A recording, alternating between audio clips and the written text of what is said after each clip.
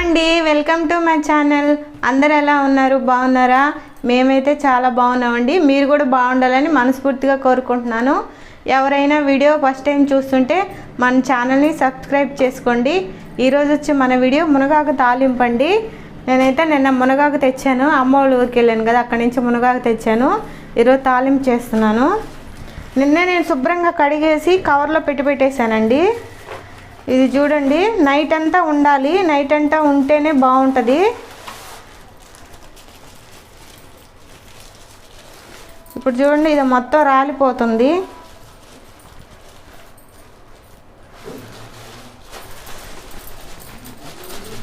Night అంతా ఇలా కవర్లో కానీ పెట్టేసామంటే మనకి ఈజీ అయిపోతుందండి చేసుకోవడానికి.